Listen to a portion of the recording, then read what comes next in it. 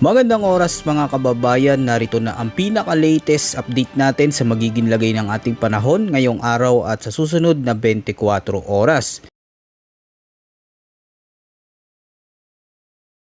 Narito ang ating latest satellite image kung saan meron tayong minomonitor na dalawang bagyo at isang LPA sa labas ng ating Philippine Area of Responsibility.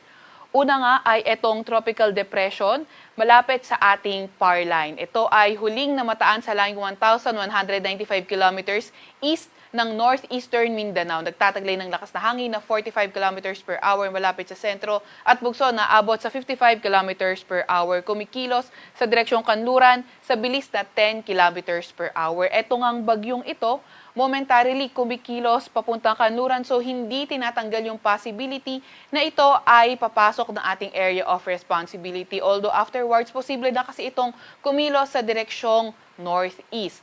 Samantalo, isa nating minomonitor na bagyo nasa typhoon category, may international name na Saudel. Kanina alas 3 ng madaling araw, huling namataan sa layong 2,710 kilometers east ng Northern Luzon. Ito naman ay nabagit nga natin nasa typhoon category, nagtataglay ng lakas na hangin na 130 kilometers per hour at bugso na abot sa 160 kilometers per hour. Kumikilo sa direksyong Hilagang Kanluran sa bilis na 25 kilometers per hour. At ito ngang bagyong ito ay posibleng pumasok ng ating Philippine Area of Responsibility.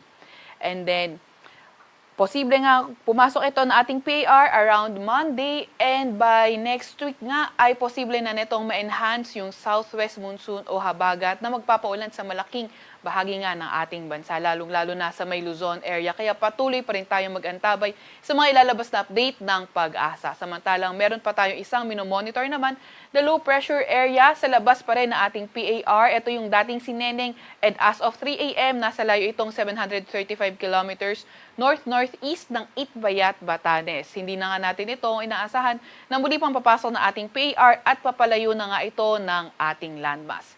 Samantalang southwest monsoon o habagat patuloy pa rin na epekto sa northern at central Luzon at nagpapaulan nga sa ilang bahagi ng lugar na ating nabanggit.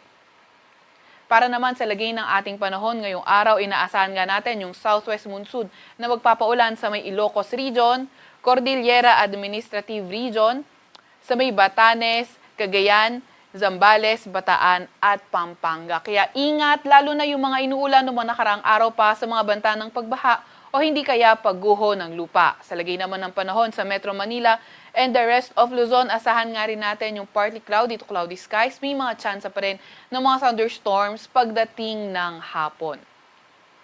By tomorrow naman, which is Sunday and Monday, inaasahan nga natin na posibleng mas malaking area pa yung paulanin ng southwest monsoon. Particular na nga dito sa may Ilocos Region, sa may Cordillera Administrative Region, sa may Cagayan Valley, sa may Central Luzon, Calabarzon, Oriental at Occidental Mindoro.